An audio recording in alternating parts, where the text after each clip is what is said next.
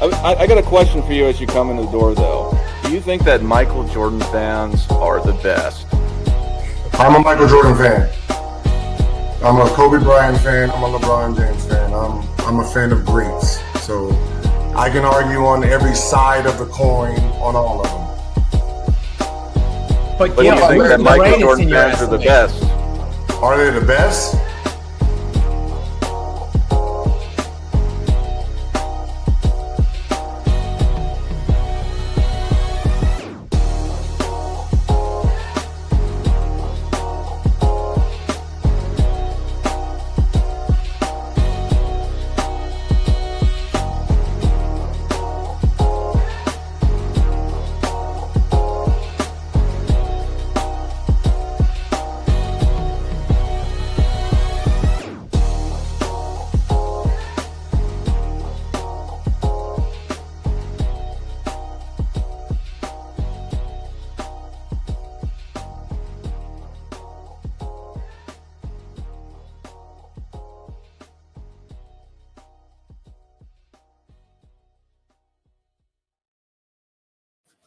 Nope. Hello, everyone. No, Michael Jordan What did I just fans say? are the best. And I'm Right? going to mute Beam Engine. Yeah, thank you. God damn it. Oh, man, you messing the intro up, man. Damn. Oh, my God. Jesus Christ. Anyway, we're going to be talking about Luka and LeBron's dynamic. And does LeBron James ruin Luka's potential on the basketball court? First, before we get into that, let's welcome the panel. Robin, Sports and Fitness Rants. How are you today? Once again, man, I'm glad to be here with you guys on another Sunday live edition. Shout out to everybody that's already in the chat, man. I see you guys. Much respect. Thank you very much for the support, man. We got everybody here, man. We're missing my man Scap. We're missing Hoop God, but we got the rest of the crew, man. You guys know the deal out there, man. Let's roll. All right, we got Nick, NMB Sports from Precision Hoops. How are you, sir? I'm doing good. Glad to be here as always. Short and sweet. On to the next one. Hey, wait, how are you, sir? How's the heat treating your hair? You can tell it's the weather's just all over the place. I can't keep up with it. I tried to play pickup ball last night. Did not go well. I finally got tired of jogging all the time and tried to go back to basketball. It's not basketball, people. Yeah, a lot of times Move I on. pick up. Move Yeah, on. and it's not basketball. And we got Steam Engine. How are you, sir? Also of Precision Hoops. I am well. We need to get started. My kids just realized I'm awake, so clock's ticking.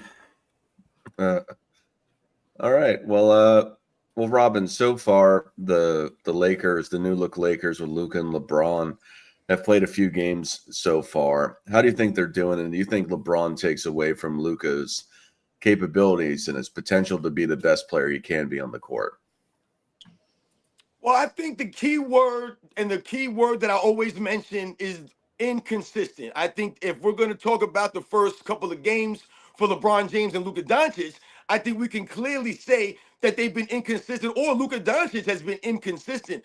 So when you talk about it, and losing to a Charlotte Hornets team, and beating a Denver Nuggets team, that seems like a pretty inconsistent, win and loss when you talk about the level of teams that you're playing against. And when you look at Luka Doncic on the basketball court, once again, that word inconsistent comes up. And that's the way it's always been for LeBron James and the teammates around LeBron James. They can never be the best versions of themselves consistently. So yes, they'll have flashes where they have a game here, a game there, some games, at a time. But overall, it's not going to be a consistent flow. So this is why I always tell people, the LeBron James fans out there, this is why he's 4-6 in the finals. It has nothing to do with the competition he's going against or his teammates not being good.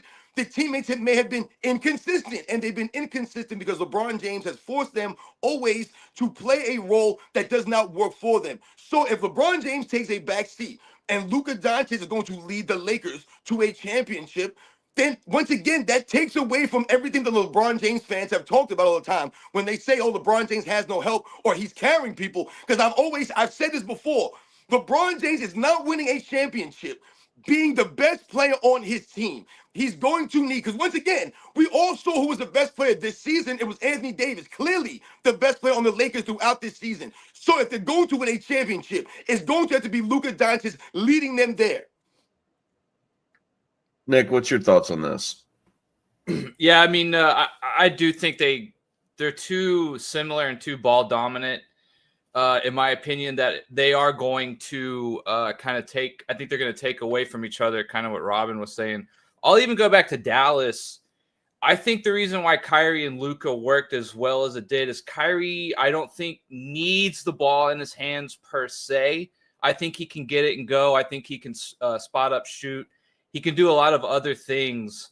But I think with Luka and LeBron, I think they are too similar, too ball dominant in terms of how they have to work, right? When Dallas lost Jalen Brunson, I was mad that we didn't really get anything for him per se. But at the same time, I kind of go back to the Dirk and Nash scenario. I just think that actually separately they were able to achieve more with a different set of players around them, right? Luka and Jalen were so similar that I just kind of didn't see, unless Jalen literally just wanted to play second fiddle to Luka, be the backup point guard, and try to play him in other spots, right? I just didn't think Brunson was going to flourish on the same team as Luka. And seeing what he's done with the Knicks, right? I think you can just see that that's definitely true. Like Brunson is worthy of a starting point guard role on a team, right? So I do think that they are too similar ultimately, that they are going to pull from each other.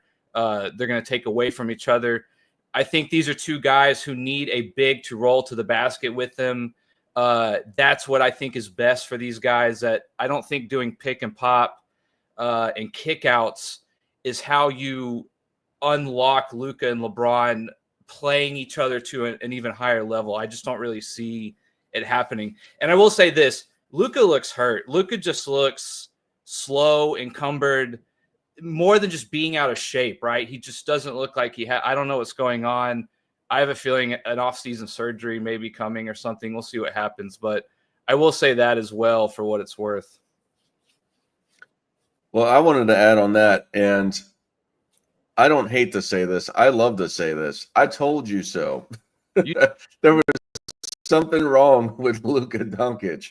They weren't going to get rid of him if something wasn't wrong. Why would they? It makes absolutely no sense. There's been some other things that have come out, but yeah, like one of the things they did say is he was not taking his rehab and his like off-season conditioning and things like that serious, which many people have brought up before, and I think is a fair criticism, right? I don't think it's worthy of just trading him away for what we did, but you're right. If he doesn't get in shape and take care of it, then that leg is as good as cooked.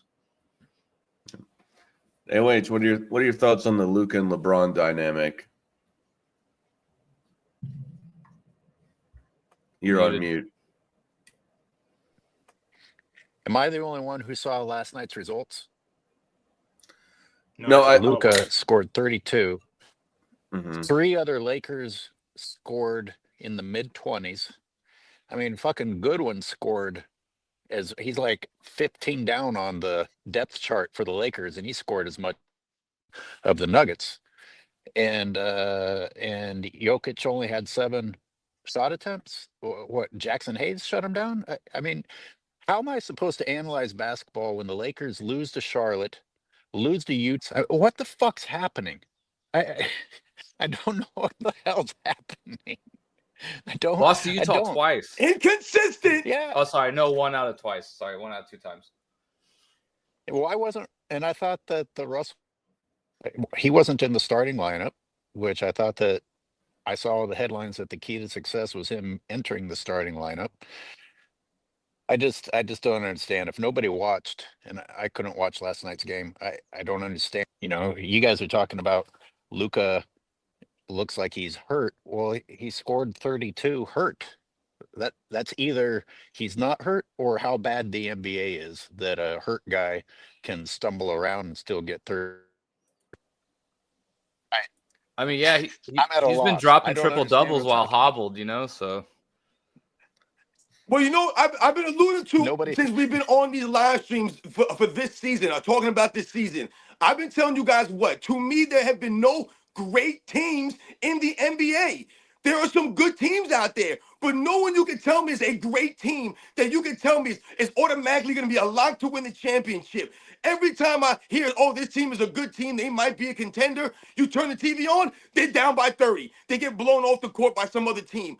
Like I said, there's no consistency from even the Denver Nuggets. We've seen the Denver Nuggets get blown out this season, and there's no excuses for someone like Nikola Jokic and a lot of these other guys.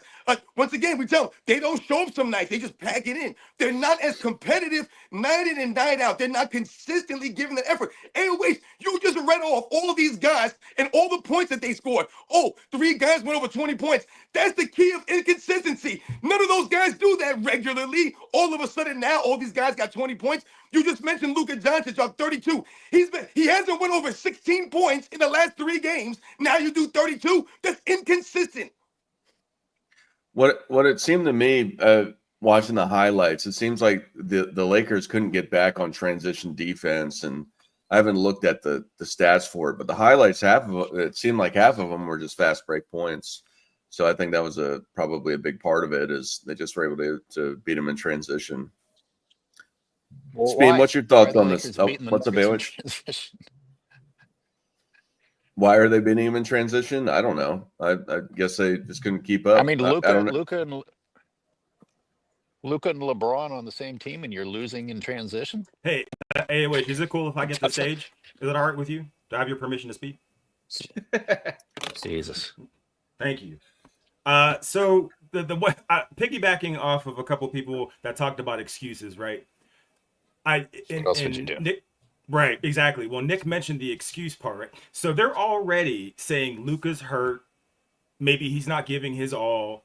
Is he taking this serious? And I'm like, God damn, it's like he's been there for like 3 weeks. How can you hinge an entire offensive issue on one player that just got there, right? So part of me thinks, the conspiracy theorist in me thinks that, maybe they took Luka in that trade knowing he's hurt, knowing that's a built-in excuse, right? I feel like every player that comes to that team has some kind of contingency plan, a la Russell Westbrook, right? If LeBron wins with Russell Westbrook, he took a Tasmanian devil and gave him a championship, right? If they lose with Russell Westbrook, then, well, it's just, Russ being Russ. And it's weird that people don't pick up on that. Oh, by the way, Luka Doncic is by Jordan Brand. LeBron did ask him to join. He did not. He went with Jordan Brand. Kids, remember that. I know how LeBron fans like stats, so I don't want to get into it just yet, but during this episode, you can look at it numbers-wise and see everybody's statistics go down, role players, all-stars. It's almost across the board with the exception of, I'll go back to it. I think Kyrie Irving and even Dwayne Wade went down in points. So when we get into that topic, here are facts to prove. Well, everybody's saying LeBron's, he makes his teammates better, right? Well, here's proof. Here is numbers showing that he doesn't. How can you argue that? If all you guys are about statistics and I'm giving you statistics, that you have to keep that same energy, I guess. It's just. Oh, and the other thing is, they celebrated beating the Nuggets like they had just won the championship. Is that the standard of a GOAT? Is that how far LeBron has fallen? That they win a title, they beat a title contender, and they're celebrating, they're hugging each other, they're doing their high fives, they're hip thrusting each other and all this weird shit. It's like this was their mission. So how great can the Lakers be if that's where the standard is? And nobody's really talking about that. All right. No, I mean, the speed, when you talk about the standard, that's the point you're making is great because, when you think about that win against the Denver Nuggets last night, and that's great for the Lakers, man. That's a great win for the Lakers. That once again, that shows that the Nuggets, are they really true contenders? But it also goes to the inconsistency. But we talk about that win against the Nuggets. How many quality wins do the Lakers have this season? The Lakers have had one of the easiest schedules throughout the first, 50 games of the season. We've talked about there was a stretch early in the season where the Lakers never left the state of California for like 18 straight games. They either played at home in LA or they played the Golden State Warriors, which obviously is in California. They played the Sacramento Kings, which obviously is in California, right? So these are the teams that they were playing, and they played, I believe they played another team, the LA Clippers, during that stretch. So they've been many times when the Lakers have played teams that were on the second half of back-to-backs where they had 2-3 days to rest coming into these games. The Lakers have played a lot of mediocre basketball teams, and most of their wins have come against nobody. So this win against the Denver Nuggets, although it might be impressive for the LeBron James fans out there and for maybe some of the Laker fans out there, and once again, it's not really proving anything because you guys have had an easy schedule and you guys haven't really beaten anybody this season. And like I said, this goes for more than the thing that we're talking about, the inconsistent nature. You lose to the Utah Jazz, you lose to the Charlotte Hornets where you can't even crack 100 points, and then you beat the Denver Nuggets. Yeah. So to bring this back a little bit, so obviously Anthony Davis is hurt, and there was a very, very limited size, just like the limited size of this Luka and LeBron experiment. But how do you think this is going to pan out through the rest of the year? I'm unsure of what Davis's return is. I'm not sure if he's coming back at the end of the year. But how do you think it's going to work out at the end of this? Do you think that the Mavericks are going to have won the trade, or do you think that the Lakers are going to have won the trade? I think they're going to re-sign Davis. I think the Mavericks are. I think he's just going to coast the rest of this season. I hate to say it, but I can't picture them winning a championship this year as things are now, and it sucks because I want Kyrie to get a chip or another chip. But I think they'll re-sign Davis because he's making a lot of money to just sit there right now. Hey, wait, what are your thoughts? Well, who isn't making a lot of money to just sit there now? Touche. It's honestly, it's just too common.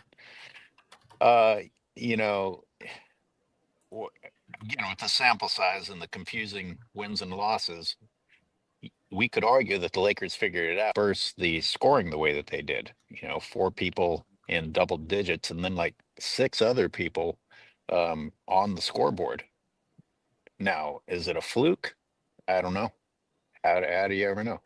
Now, Robin and Zay and I threw out the idea, could this possibly end up working great for the Mavericks in the sense of the way that the shortened season helped the 2020 bubble? And Anthony, assuming that they actually make the playoffs, they don't fall too far. Maybe him coming back fresh then will be good in some way. I have no idea. Get it? I don't understand what's happening. Nick, what do you think about this trade and who's going to pan out at the end of it? Well, I mean, so obviously I'm coming from a Mavs fan, right? Let's just say for argument's sake that like ceiling wise, Davis and Luka are comparable, right? Any given night, one guy could win you a game per se, right? At this current time, Luka is 5 years younger, and we're dealing with 2 injured players, so like it's kind of hard to say because Dallas's window now has gone from maybe 6-7 years to like 2-3 years in terms of how good they are if they could possibly have a puncher's chance to win a title, right? I think they're still that good. And Davis is supposed to be reevaluated in 2 weeks. That obviously sucks. Like that's a lot of basketball on a crucial part of the year. We got to start. We have to win. We're essentially on the cusp of the play-in right now. So, what I was starting with. Sorry to ramble. What I was starting with is that if you're a fan base, the Lakers fan base has to be happy, I think.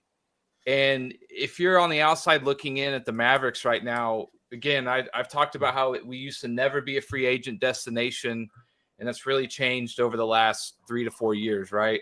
And I feel all that's been taken away. Like, I just think if you're a player and you're looking at Nico, you're thinking like, man, anybody can be gone at any moment. And I think ultimately, right, just on a big macro level, I think that hurts the Mavericks a little more right now. I think that's something that maybe a lot of people aren't talking about. It's too early to know who won, right? Luka could, be diagnosed with some kind of sickness tomorrow and he has to retire, right? We just don't know, right, who won or lost. But in terms of that, as a Mavs fan, that really sucks. I really thought we had like some really good vibes going, that people from around the NBA were looking at and really liked what we were doing. And, a nice young roster and Luka. And then now it's just kind of like, I think people will think twice before coming to our franchise. And that part is the part that I think we're losing the most on. Robin, what's your thoughts?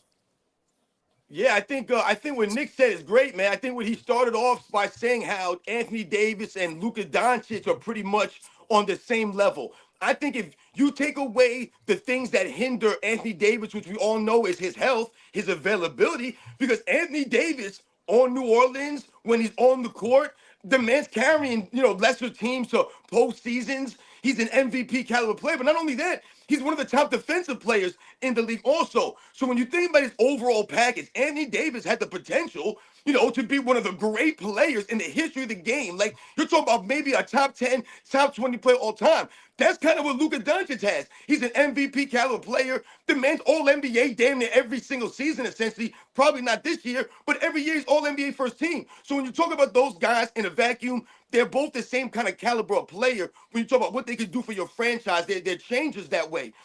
But when you talk about the things that limits him, that's what, we talk about who won the trade. I think obviously the Lakers won the trade, is, no doubt about it. Like you said, the potential is there for Anthony Davis because he has that impact on both sides of the ball. When you think about Luka Doncic, what's going to be his hindrance now? The hindrance is going to be playing alongside LeBron James. So it leads us back into the topic of this Sunday live stream.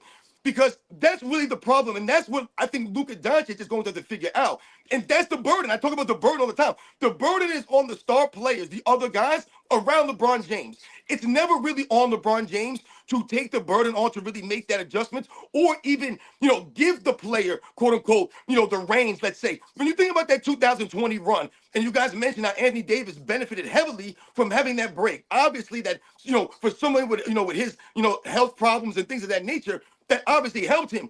But he led the postseason in win shares, and he also led the postseason in points. So I don't remember Scottie Pippen ever leading the postseason in points or win shares or any of these other guys, other people, the sort of quote other guys doing this. So Anthony Davis obviously played a major role on that team, but he never really got the credit. Who won the Finals MVP? LeBron James, and we could debate whether he should have won it or not. But the thing about it was people still never gave Anthony Davis his just due as the best player in the Lakers when he clearly was. So Luka Doncic is going to have to make that adjustment, and it's always going to be the other people who have to take that burden on. Yeah, I think. Oh, my bad, Dark. Go ahead. Yeah, I was going to say with the Luka LeBron, this last game it seemed to work better. But I'd seen some quote with LeBron. I think it was coming after this game yesterday, but he said, "Well, I'm the perfect wide receiver, and Luka's the perfect quarterback."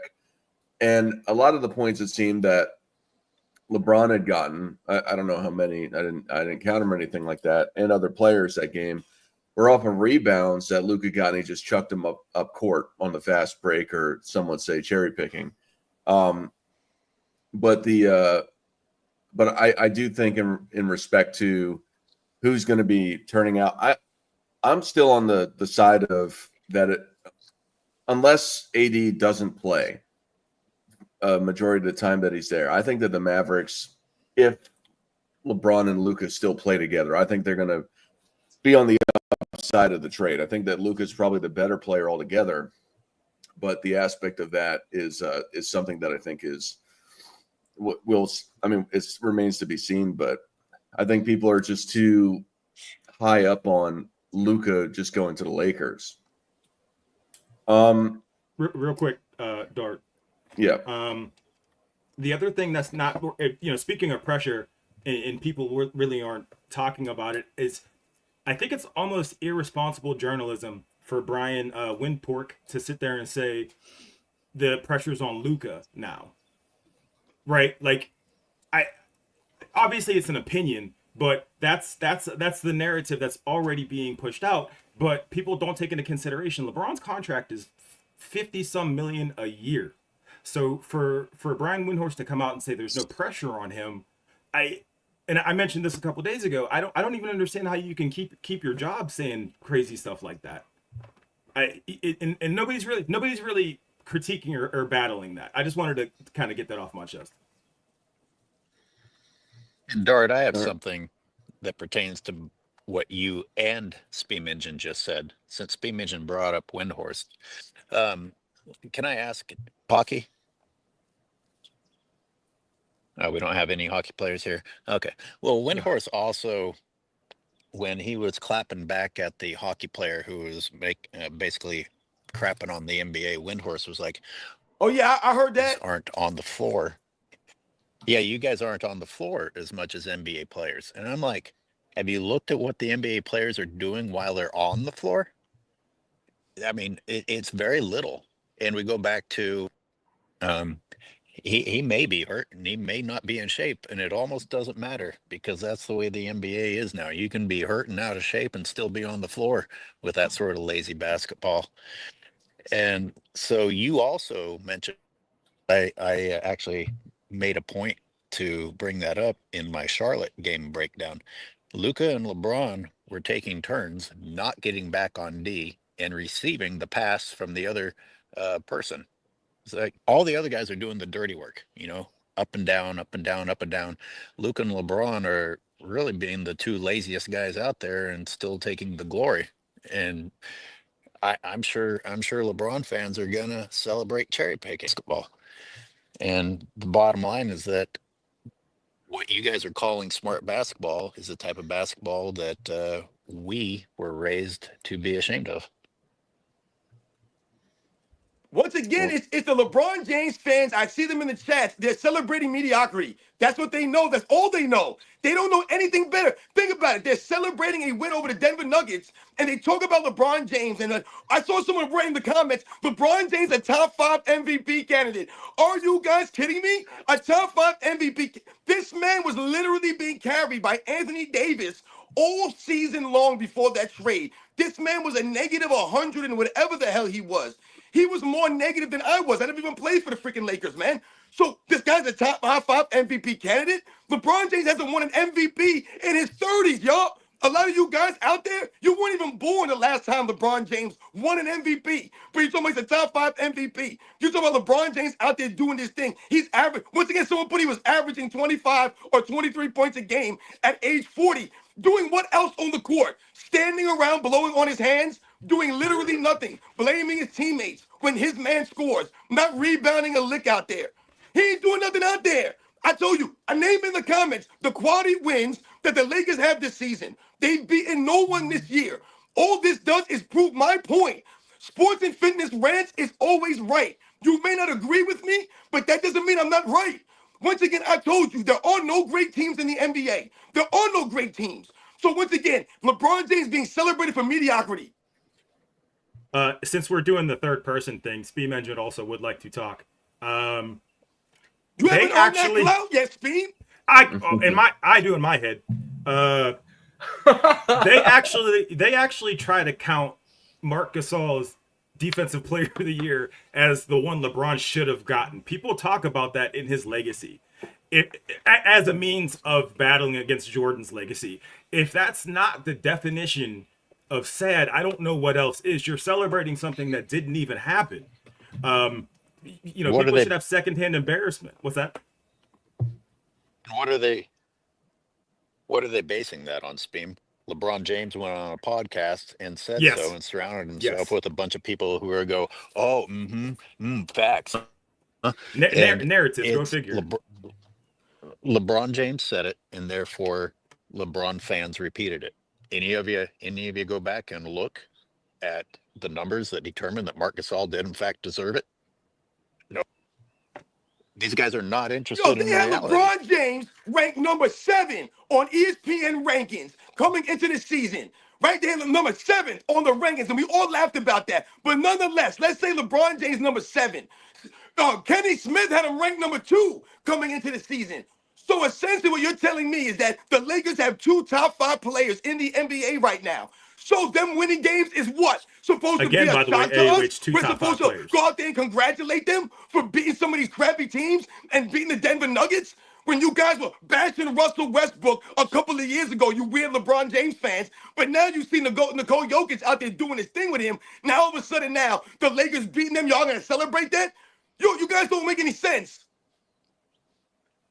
Yeah. So let's get to the super chat from Cassandra Jackson, she says, I'll never support LeBron. He disrespected NBA legends like Larry Bird. LeBron got some nerve when he's not on Bird's level. What's that? I appreciate your integrity. I appreciate the integrity in that, you know. I think being part of being the GOAT is how you conduct yourself. Yeah, I think so as well. But I think that went to Robin.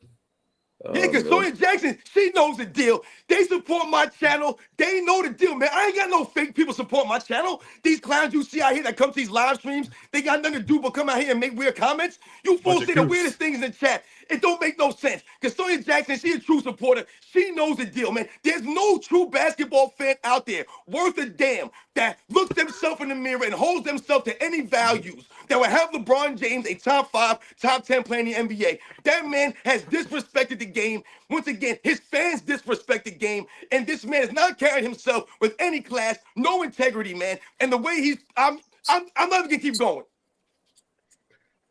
All right, here's a question that's off of the subject, but what do y'all think about the Victor Wembanyama blood clot in the right shoulder? Can I go? Can I go? Can I please Yes. go? Okay. Yes. Do any of you want to trade me for him? He may come. I read he may come back. On my blog, I read that.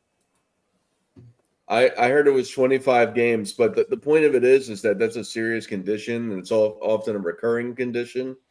Do you think that his career is going to be cut short due to the blood clots? I wouldn't be shocked if he retired. Blood clots are no joke. My initial question, I guess, is, or what I was thinking is, are they able to tell if this is strictly? I mean, obviously, it probably is related, but to how like tall he is, are they able to say like where this clot is happening, right? Like because you are so big or whatever, you know, it's not it can't. Seems like this area is an issue, or is it just one of these things where I think it's a one-time thing and it's going to go away? Like you were saying, like this could come back. That's kind of what I'm wondering, if they're able to tell things like that, right? If this is going to be a recurring issue because of where it is and your size or whatever, or if it's like, oh, this is like a one-time thing because of XYZ. It's in his shoulder. It's in his right shoulder. And I'm not a doctor. Just my initials are just our doctor. But he's the LeBron James doctor of blood clots. Yeah, no, I don't.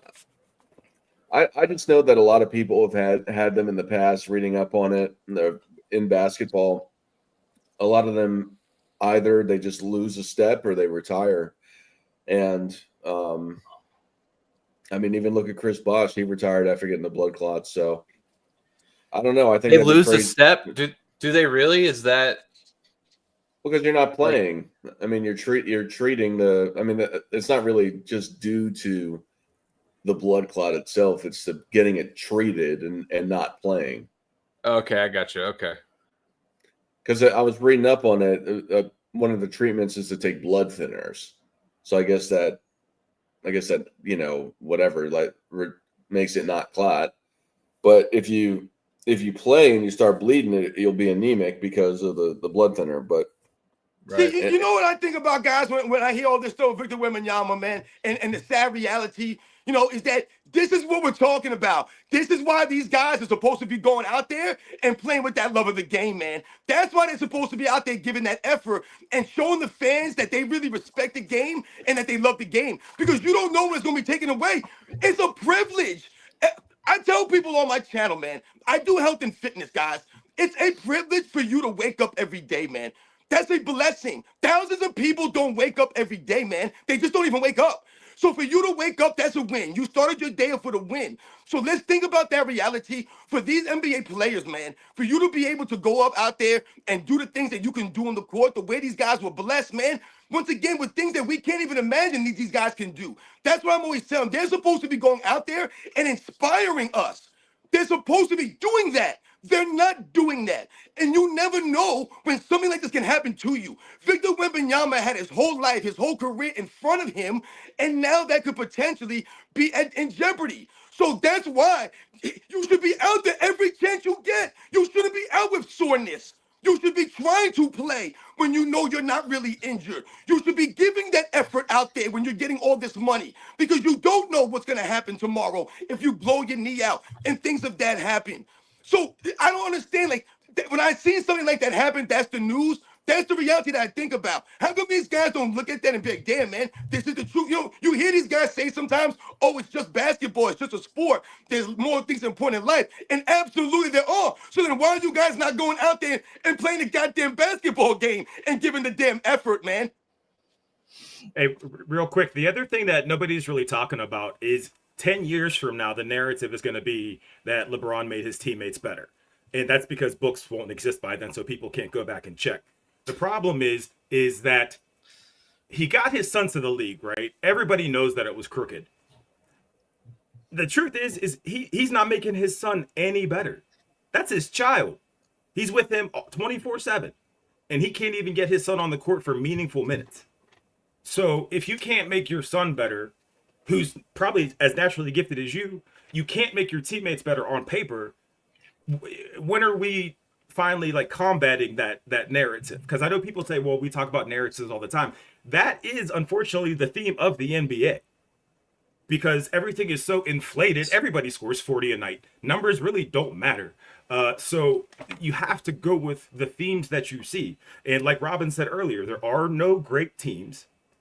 There's a couple exciting teams. That's cool, but there's no great basketball being played. So what do you have to rely on if there's no great basketball?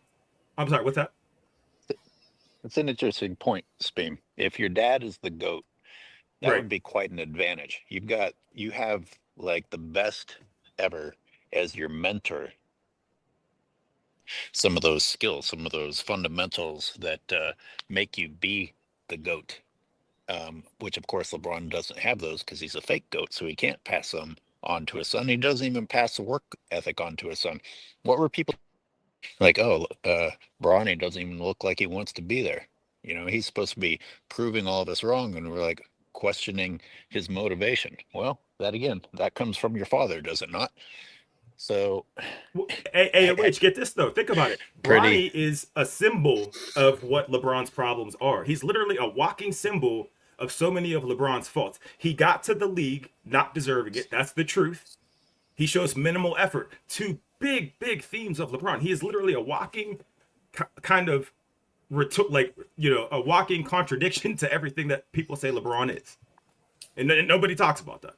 I'm sorry. Go ahead. I'm upset. I was hoping because I was thinking about Draymond Green acting offended that the Rising Stars played on Sunday night.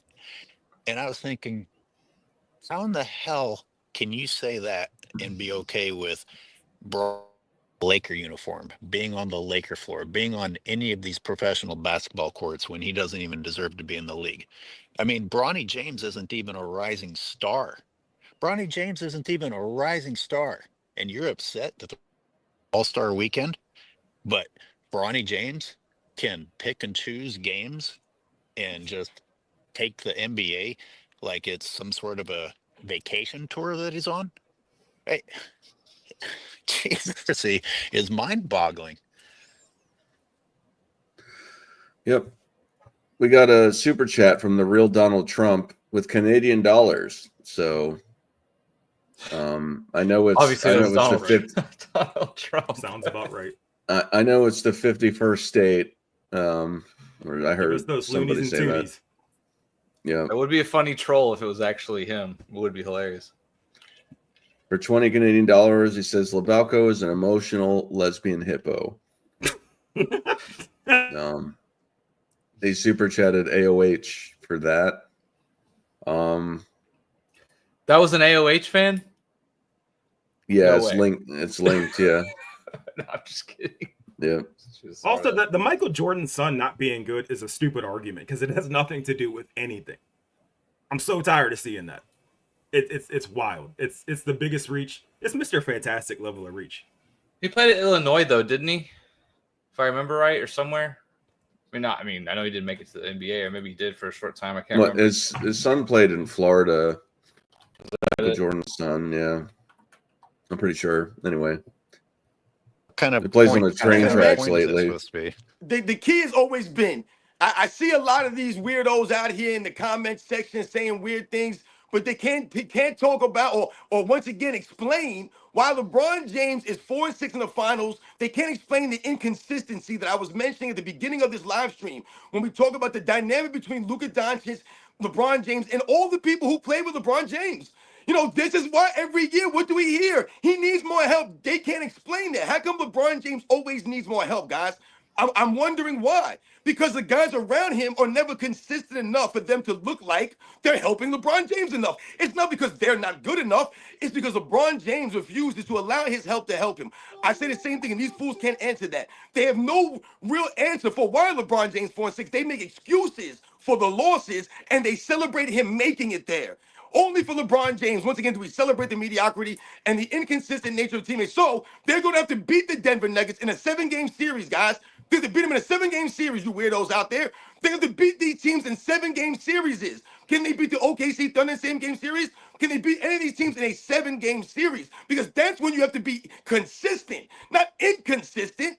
And the Lakers are going to have to go on the road and beat some of these teams. On the road where these teams are prepared for you. They're not just coming in on the second half of back-to-back, or they're going through the motions like we see a lot of these fools do out here in the regular season.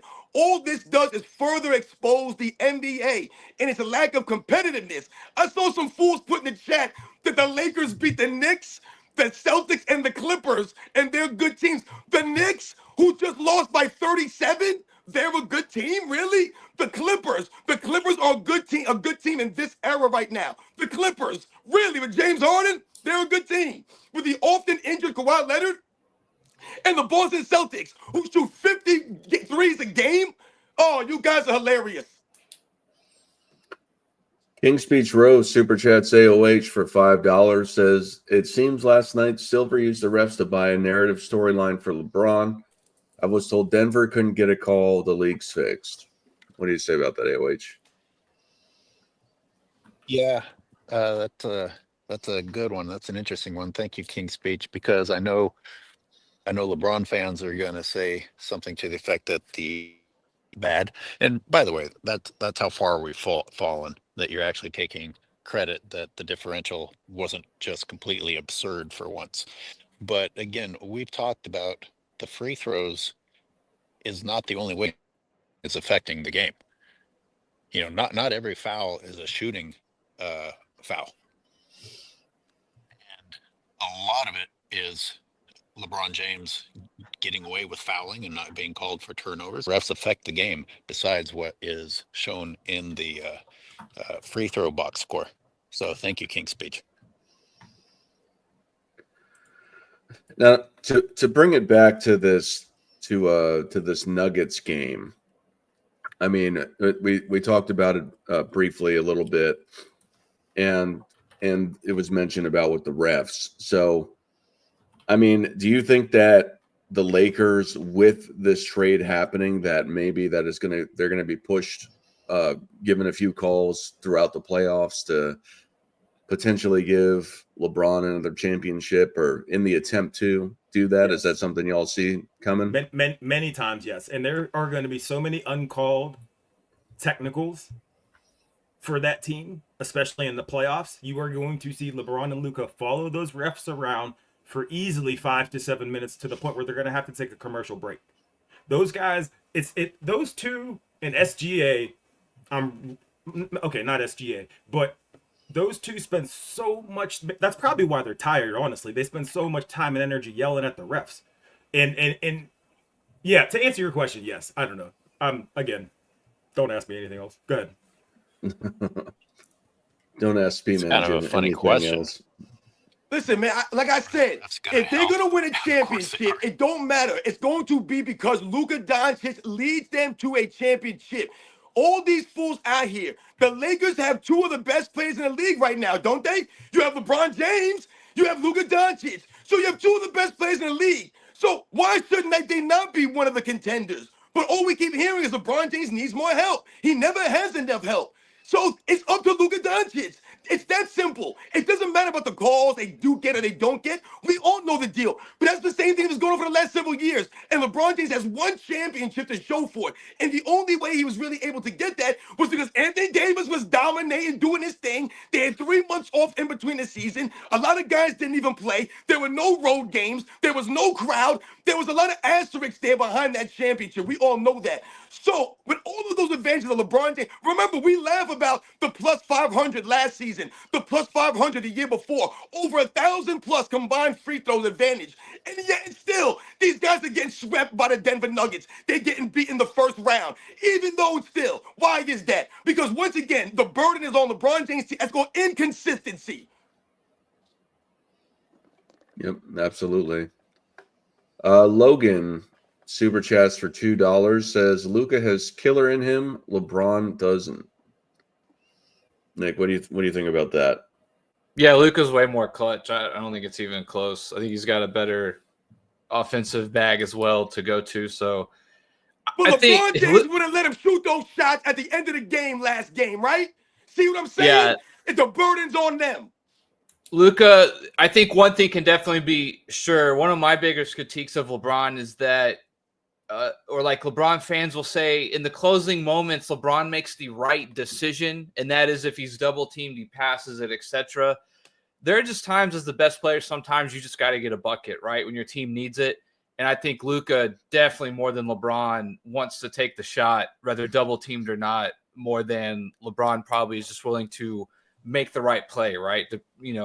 There's an argument for both sides there, but yeah, Luka definitely wants to hit the shot, and he's already made so many countless clutch shots already in his young career. It's pretty remarkable. Nick, I want to respond to that. I wanted to bring up how at the end of that game where LeBron took 2 game winners and missed them both, he in the game about it, and he blamed JJ. He said, well, that's what the coach drew up.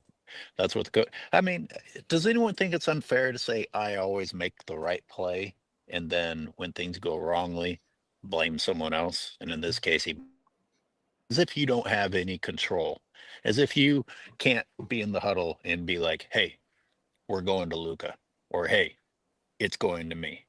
I just don't buy that LeBron defers to Luka whenever. Right. I guarantee if he would have made that shot, he'd say some shit like, coach wanted to go to Luka, but I knew I should take it.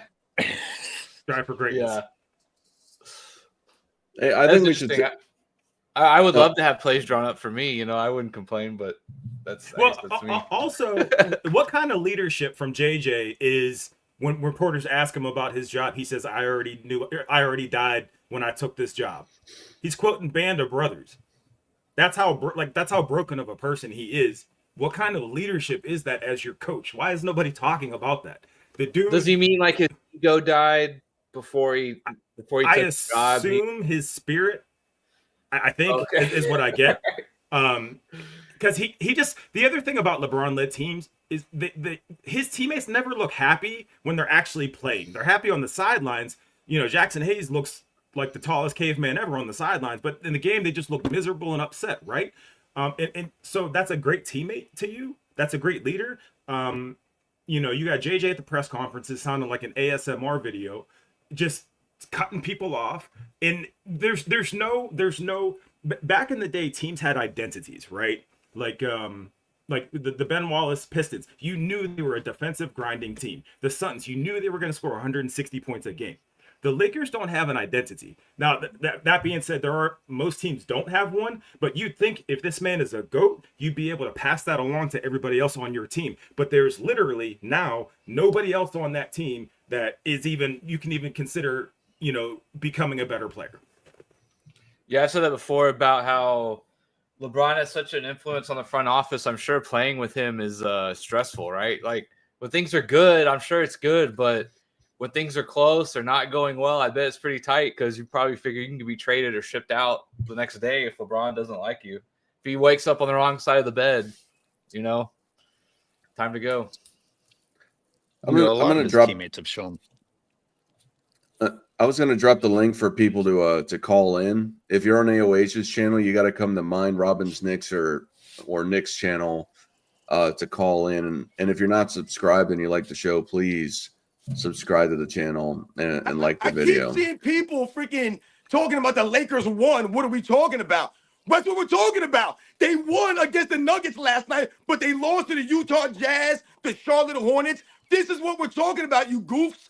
They're inconsistent. You don't know what you're going to get from Luka Doncic and LeBron James. Goofs. You don't know. He had 16 points one night, then he goes for 30 plus. They lose to one of the worst teams in the league, then they beat one of the better teams, or one of the, quote, better teams in the league. So we're not talking about anything. This is what you guys weren't around when they lost to the Charlotte Hornets and they couldn't even crack 100 points. Where were you guys then? You guys didn't want to talk about that? You guys over here talking about the Lakers are winning. Winning what? What are they winning? Dart, I wanted to ask you a question. Let's say, right, like I had said this before, like, let's say you convinced me that you were right. Like, we need to get rid of Luka. The peak has been reached, right? Let's sell damaged goods, or however you put it. Do you still like the value, though, that they got back? Like an injury-prone Davis and a first-round pick.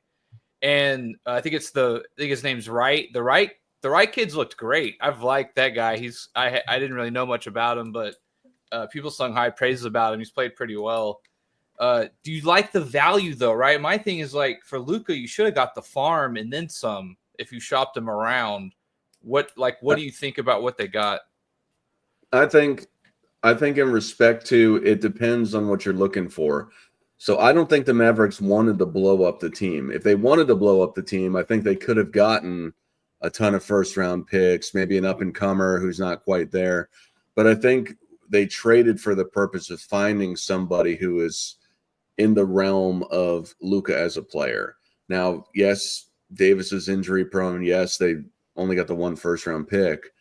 But I think that's how they were trading. That's what they wanted to trade for. So I don't think they really could have had their cake and eat it too in respect to getting a lot more picks and Anthony Davis. Even if they figured it out otherwise, I think it was either get a lot of picks and get a potential good guy, or get a really good guy and then maybe some backdoor stuff. Okay. King Speech Row was in here, but he left. We got some super chats also. Rise above anything. LeBron, I stack my teams. James, shake my head, not a leader. Exactly. They know. Rise above anything knows the deal. Now you have Luka Doncic on your team, like I said, who's out there potentially MVP every year, a first-team All-NBA player every single season since he entered the NBA. This is LeBron James' new teammate after Anthony Davis broke himself down, carrying him all season. That's the result. That's what Anthony Davis got. He carried this man all season playing defense behind this fool. None of his people want to talk about that in the chats, how LeBron James stands in the corner all day long. And Anthony Davis killed himself all season covering for his punk ass. You cursed on YouTube, Robin. I know. I'm sorry, man. I got a little heated on that. Hey, can you stop yelling also? I know. They always tell me to stop yelling. They can't answer the questions I'm asking, though. Yeah. Logan Misiak, super chats for $5. Says, hypothetical, if Luka wins a chip and doesn't resign with the Lakers, which team should he go to? The Spurs, Orlando, or should he stay in LA for ratings? I mean, I'd like him to go to the Spurs, especially if Wemby comes back.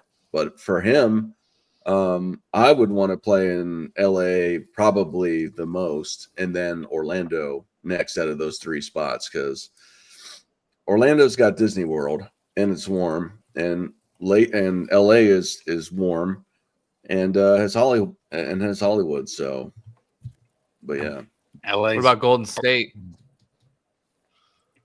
Golden State gets cold though. Golden State should just trade Draymond and every other player on that team, and it should just be Steph and Luka versus everybody else. That's must see TV. 2-1. I'm hoping somehow the Rockets get Luka just so I can go watch them on a regular basis. Mm-hmm. But it also confirms that none of this is about basketball. It's all about business. It's all about selling a product. But yet everybody says, well, you guys don't talk about basketball. You talk about narratives. Basketball is narratives. Luka is on that team for ratings. They know they're not going to win. Bronny comes on the team for ratings, for that one moment with Ken Griffey Jr. and Ken Griffey Sr. These aren't basketball moves; they're business moves. So when you have a dude saying, "I'm the GOAT," I don't sell anything short. I'm doing everything for the game. Well, here's two major moves that counter that completely, and these are facts.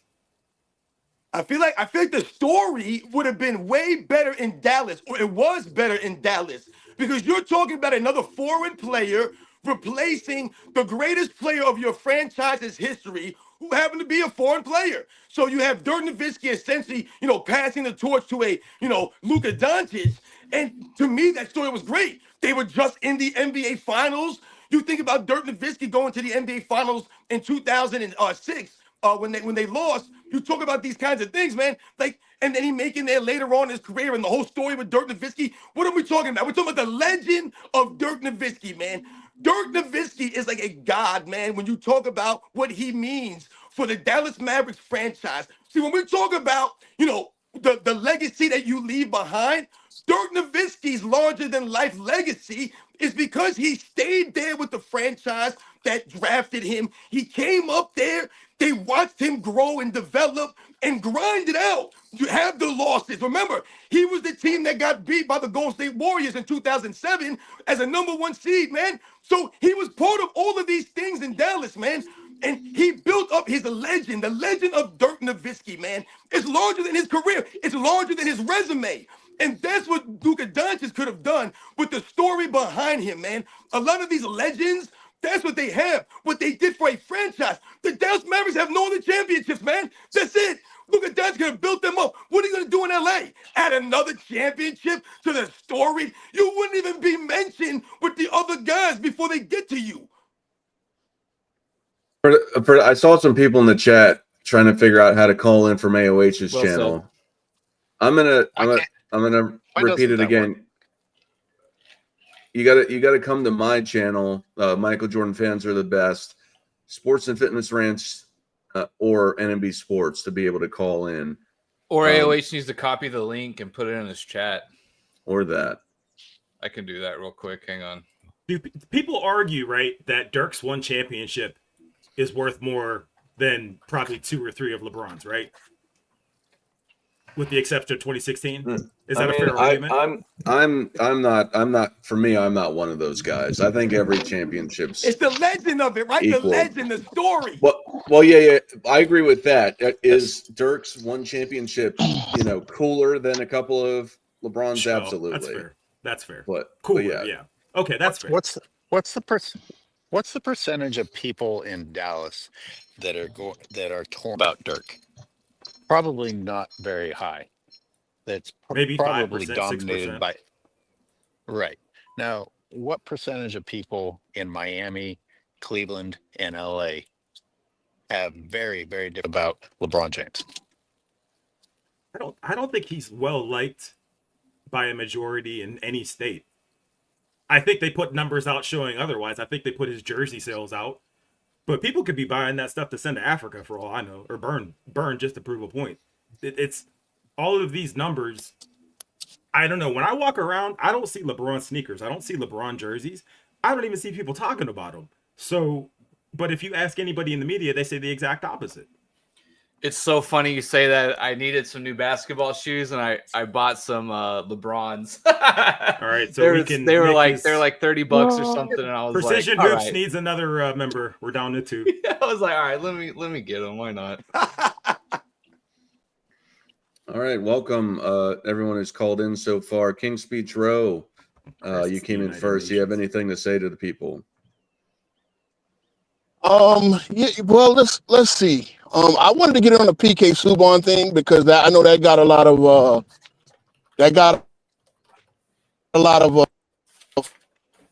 You're cutting in and out. Okay, let me go back. Let me come back in. I think I have a bad feed. Hold on. All right, Nightballer.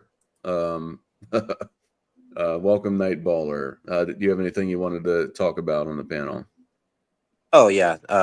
Basically, one of the things I noticed when I first got into watching sports media is that they almost never bring up the 2011 finals between the Heat and the Mavericks and stuff. Like, you'll never hear any of these analysts ever talk about it because they know it looks really bad as legacy. And it's like everyone tries to act like the 2016 Cavs are basically the 2011 Mavericks when they were basically a stacked team, whereas like the Mavericks had a lot of aged players.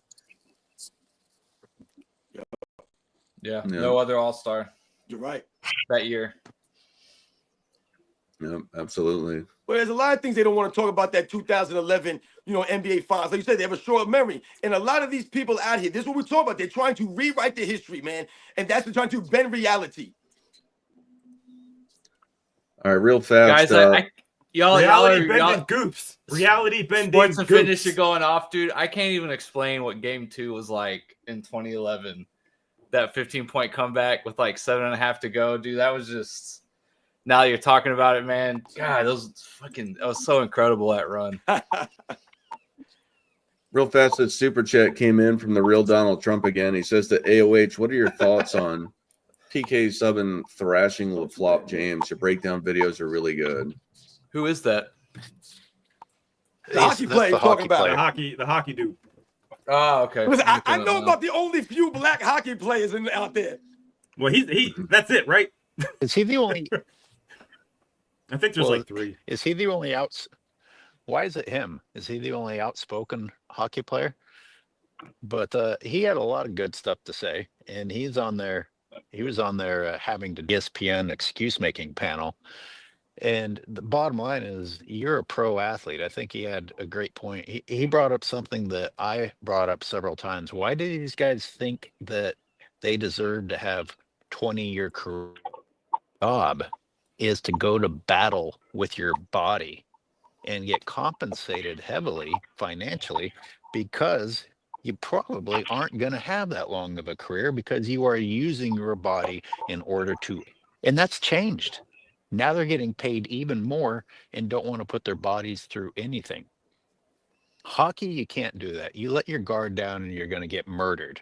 I think that's one of the points he was kind of alluding to. And then around and said, oh, well, but you guys are barely on the floor. Like I pretty when you're on the floor playing hockey, it's exhausting, and then you come back on, and I can't tell a time. We've reached the point where I can't tell whether a timeout has been called or if it's live gameplay if I have the sound off.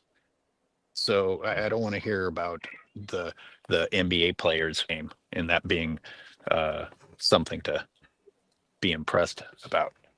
But also AOH, everybody's talking about how do you fix the player's effort. It's easy as day. You take away the guaranteed contracts and you make them incentive based. That's why when you watch an NFL practice, it looks a lot different than an NBA practice. That money is not guaranteed. Those dudes take one bad hit and it's over. And the teams are shady as heck to make that happen. But the dudes in the NBA, they know they don't have to do anything. I hate bringing them up, but that's why Paul George does what he does. That money is going to come no matter what. So he's getting paid to be himself, which everybody's can't stand, and it's going to happen regardless. If they go to incentive based, not fully, but score X amount of points, get X amount of wins, then that's reasonable. But the only incentives they have now are if they win MVPs or All-Stars. But the money's already there. It's disgusting.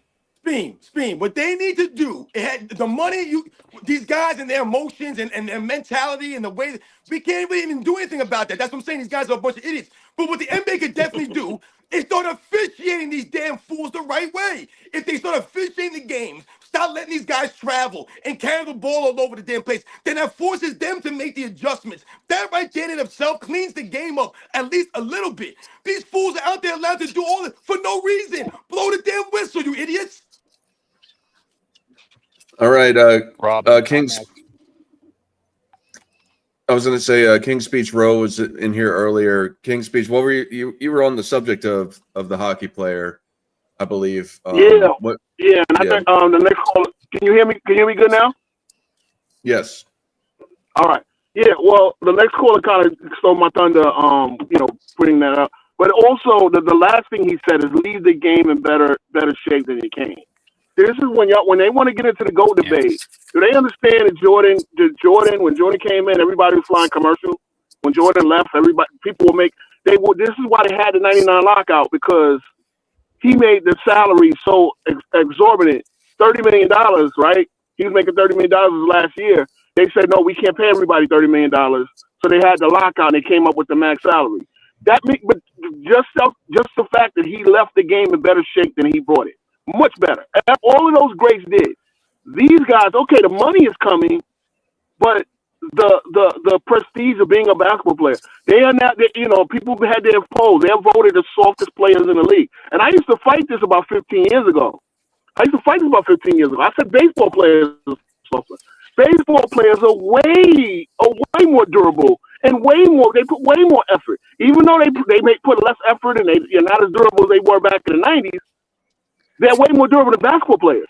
And for them to make the amount of money they make and just have to be begged and prodded to play, it's just that's the problem. So yeah, the money is coming, but the league is not in better shape. Nobody's watching. There's so many issues, and I was told that they're not marketing to guys over 40 anymore. They're not marketing to guys in your age group. That's sports fans are sports fans from the day you first like a sport, like a team, until the day you die. You have to market to everybody. Yeah. So the idea that they only market to little kids don't buy the 2,000. How much was a ticket to go to Oregon last weekend? I'm sure about 2,000 or more, right? You think little kids are buying those tickets? So I think the only thing that saves the league, and why they still have the money in the pool, is because of the television rights, and that's gonna not always be there if they don't turn this around. If we have to, and then just the lack of integrity from the league. That's something still. I think Silver's the worst commissioner I've ever seen in any sport. Maybe Gary Bettman from hockey, because that's the reason why they had to blow up the hockey the way it was. But Silver's at least the second worst commissioner. And, that's just my feelings. Yeah. But Nick, what are your thoughts on Adam Silver and him being a commissioner? Well, the ratings collapse is crazy. I can't remember I was listening, but people are coping really hard. It seems to me over the ratings, blame it on social media or people pirating or, streaming and what have you. I don't know, man. Like, it's been going on for so long. And even when you look at the cable network ratings, like games that are on primetime ABC, like it's just all falling across the board. It's like trying to catch a falling knife. So yeah, I mean, everything he said, it was spot on. But yeah, like in terms of the Silver specifically, like I think the proof is in the pudding, right? I mean, what are we even talking about here? How much longer is this going to go on before, who knows what happens, right? But can't be good on the NBA side. But yeah, I thought it was well put what he said. I think also a lot of people don't talk about the fact that now you have to pay to watch basketball. That was not a thing for me growing up. You just turn on NBC and you catch whatever Utah Jazz game is to help you fall asleep, right? Like you didn't have to pay, you just did it. And now there's all these paywalls, there's all these networks that you have to go through just to watch one game, just to see some basketball. But the one thing I do want to mention is I'm seeing a lot, I'm a pull sports and fitness. I'm seeing a lot of goofs in the chat talk about, we're just a bunch of guys crying. But that's not an argument. That's not a counter to anything we're saying. So if you could at the least come up with a valid argument to, dispute what we're saying, all right, cool, that's a conversation. But you're almost admitting defeat by sitting there saying, well, you guys are just crying. Bron's the GOAT. What? At what point in society did we just not have, well, never mind. I can answer that off the air. We don't have to validate anything anymore. But when we come on here and validate things with facts, opinions, themes, patterns, the response is, you guys are crying. It's laughable. That's why I can't even catch feelings about it. Spam, isn't it interesting that we basically preach that it's bad to no longer have accountability?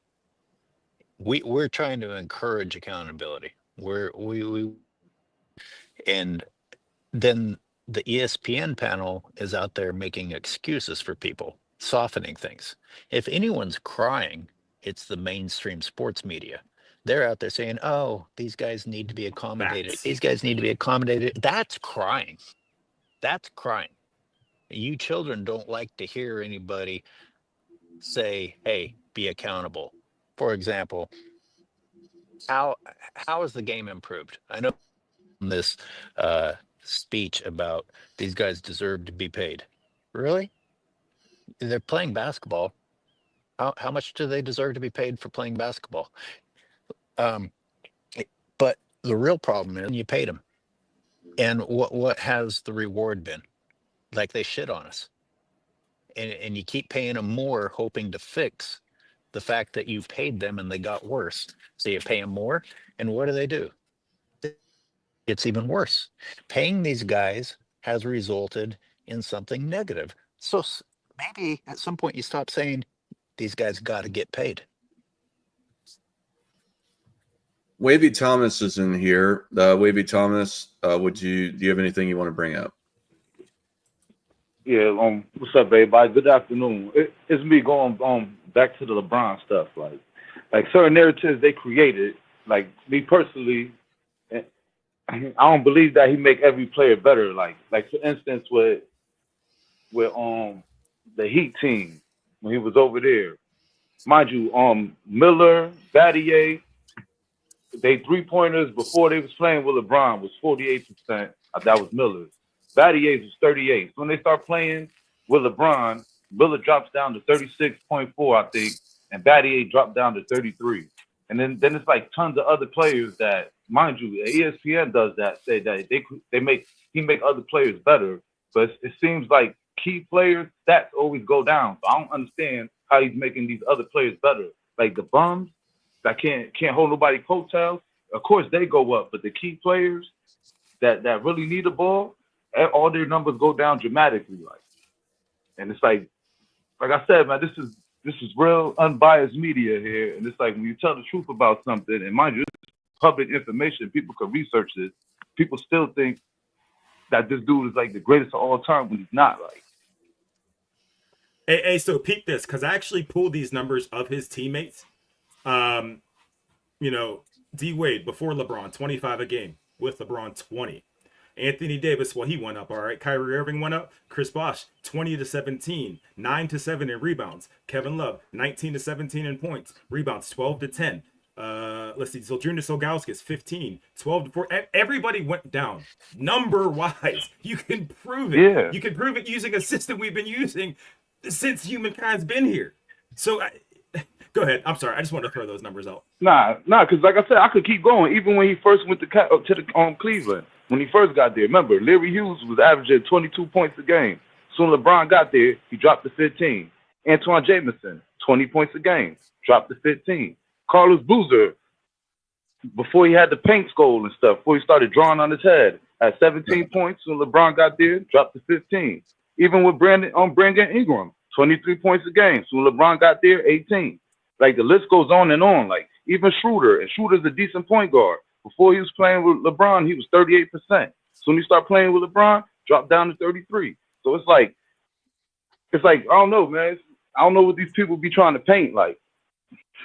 let's look at one of their examples. Let's look at Kyrie Irving in particular. In 22 years, the best these guys have to come up with is that Kyrie's numbers didn't drop.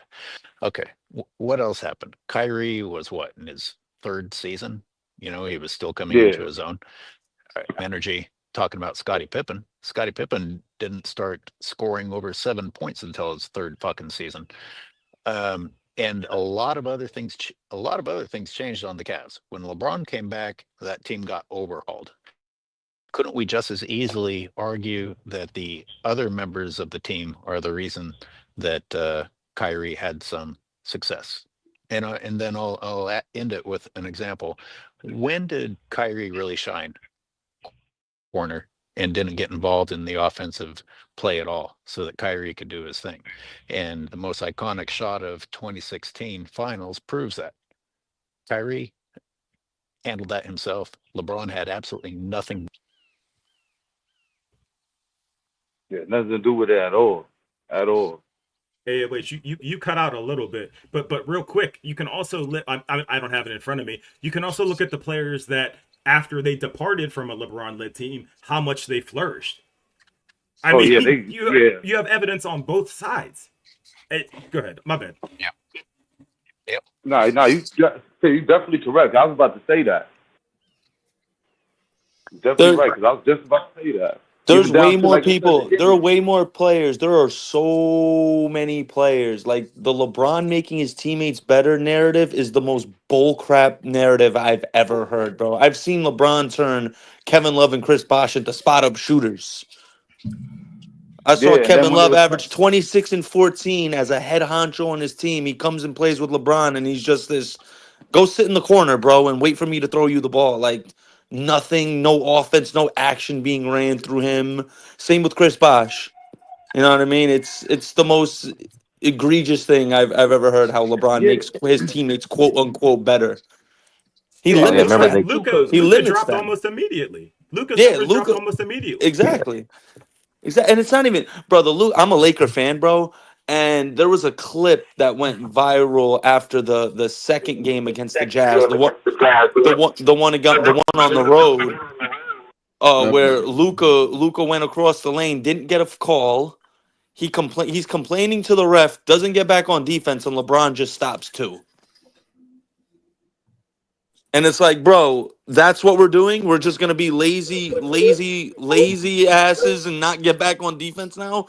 You got two of the laziest players. Forget all the. Oh, they average this, that, and the third. They're lazy, bro. They don't even want to play defense, bro. And I'm from that era where it's like, bro, I don't care how good you are offensively. If you don't play defense, it doesn't matter. You're not gonna win. Lakers ain't going nowhere with Luka and LeBron. Absolutely nowhere at all. I can't stand it either. How bad the brand of bad. Granted, we played a great game yesterday. Let me see that happen consistently.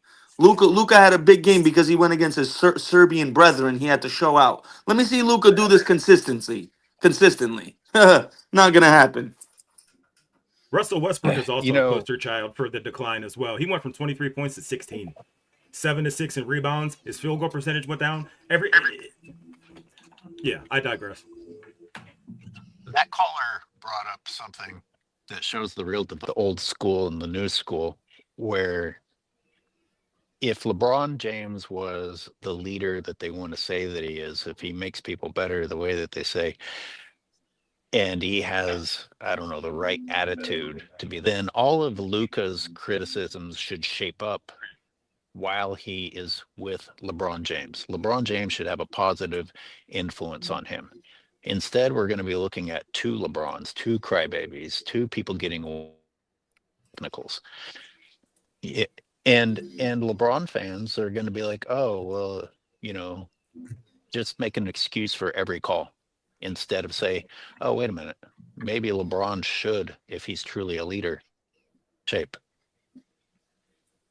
AOH, I also have a theory that the reason he's extending his career is because of all the shady shit that he's doing. I think one of the reasons he continues to play is that he's untouchable while he's marketable, while he makes all this money, right? Nobody's gonna bother that because it brings in so much for the league. But once he retires, they're gonna come after him quick. You're already seeing people change their opinions at the tail end of his career because he's not gonna be profitable. So I think that's another reason he's continuing to play. He's buying himself time.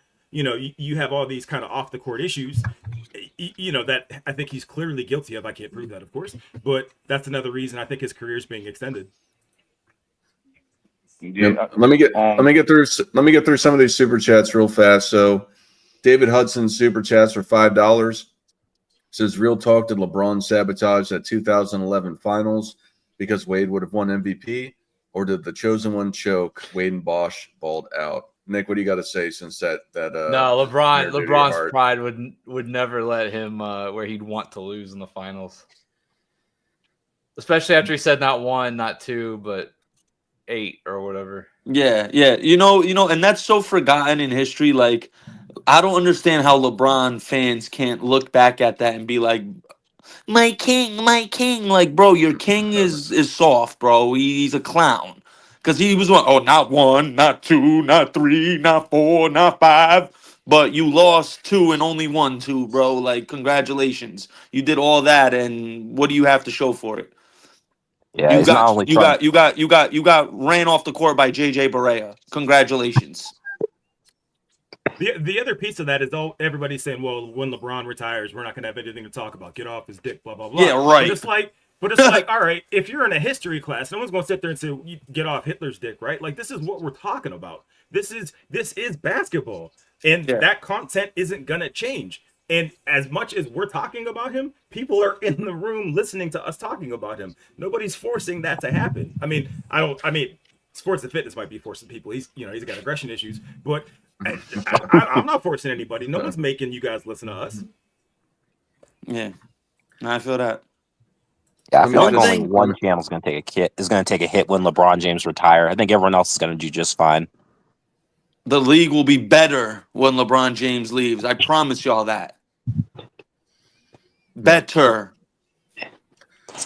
All right, we got 2 more super chats that came in too. So DD for €5 says make salary dependent on team's results after the season and playoffs are over.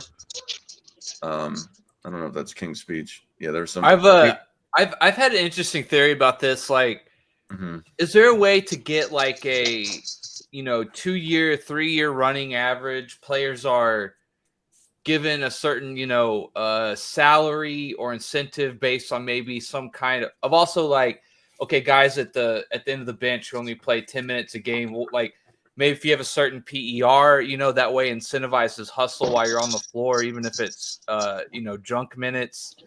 If your team makes the playoffs, if you win MVP, like, does everything in a way, do we just go to like a pure incentive based you gotta have some kind of protection in there for injuries or something like that, but it's almost like every year you just rewipe everything and it's simply based on what you produce that year that you get paid out in, or that week. You can still get weekly checks or game checks still maybe somehow, right? But does it just go to incentive based to where we're just trying to simply pay out for the best year every year? King's speech. Can you mute your? Okay, he left, but yeah, he was anyway. What's up, AOH? Well, all of these interesting ideas, I don't think are going to get very far because Players Association.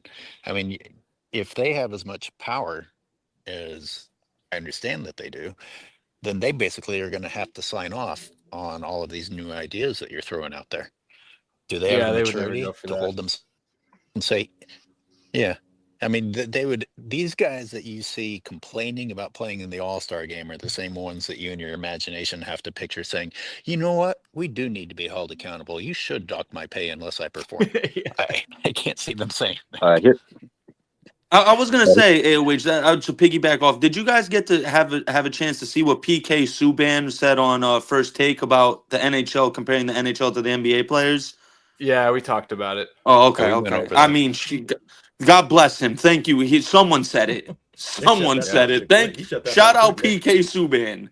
And I think a hockey rink is almost twice the size of the NBA hardwood, I believe, almost, just about. I mean, hockey's also like the last sport to allow fighting and stuff. Yeah. His final statement. I'm sorry. Yep. Real fast. Just this last super chat, and then AOH if you want to go. It says for Cameron Peterson, $5 says Lakers put up Luka averaging over 25, 5, and 5 for 5 years, something like that. When his career average is 28, 8, and 8, just to not overshadow LeBron's 27, 7, and 7. And that was for you, AOH. Oh, let me look again. Oh, hey, Cameron Peterson. Thank you. Lakers put up Luka averaging over.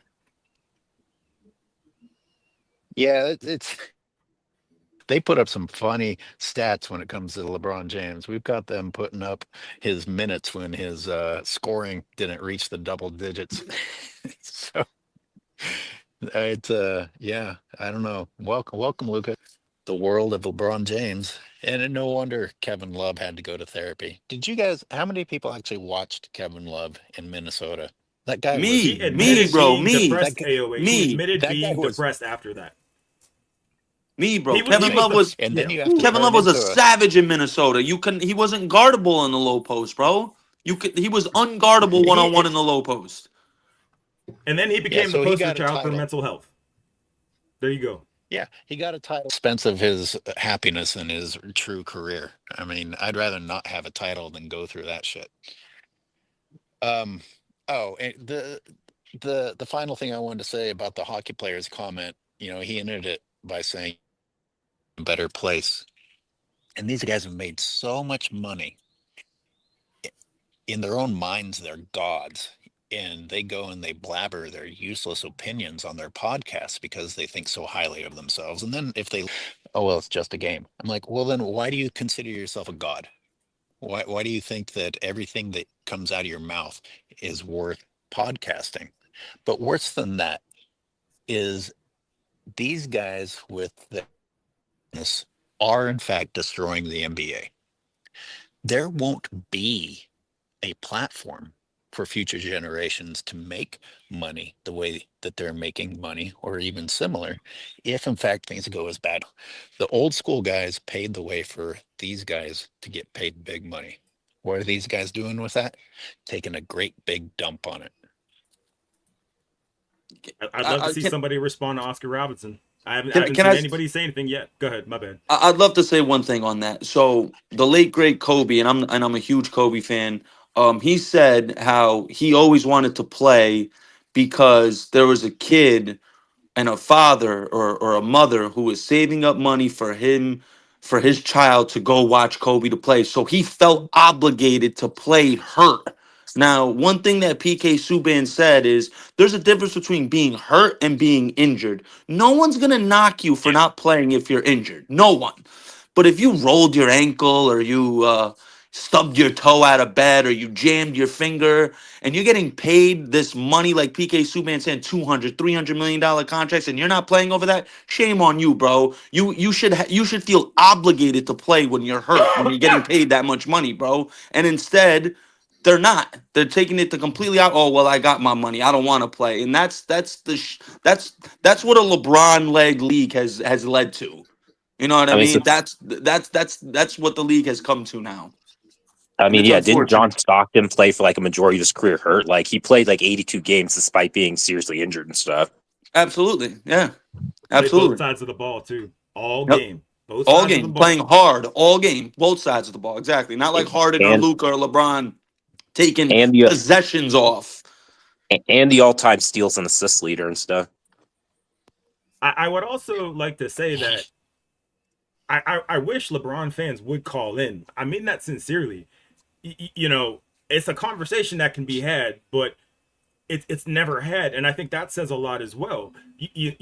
More often than not, we get Jordan fans that call in because I think the Jordan argument is the right one. I think that's why people are hesitant to call in about LeBron because they know it's just going to be reduced to you guys are old men. You need to retire. When LeBron retires, you have nothing. There's never any argument. And I would love for them to call in. That's because it's all emotion. It's like after the whole thing with Marcus Jordan getting arrested recently, there were a bunch of LeBron fans trying to say, "Oh, Michael Jordan's a bad father" and stuff. They're bringing Michael's name into the whole conversation because he got arrested. Yeah, like that's what losers do. When you're losing an argument, you're losing a debate. That's one of those petty. Oh well, his son got arrested, and Bronny's son hasn't. Like, really, bro? That has anything to do with it? Well, You could easily use a rebuttal. The don't they Jordan always? name, the Jordan brand will carry on and live forever. So that could be my rebuttal to that. LeBron's brand is never going to surpass Jordan's brand ever. So that's useless, useless combo. I thought his arrest was pretty funny though, because I guess he drove up on the train tracks and kept driving, and then I guess he got caught up on it. And they're It's like, funny yeah, when he's you like, say it out loud. he's like, I'm just trying to get home, and they're like, okay, well, you got to turn around, we're gonna arrest you, and he's like, but he's like, Michael Jordan's my dad. It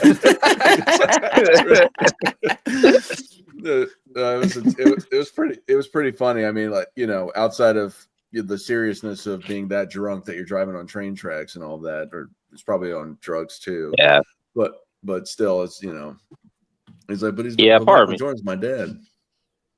Yeah, part of me kind of wishes that Michael had pulled some strings to get his son into the league because at least he would average way more points than Bronny and stuff.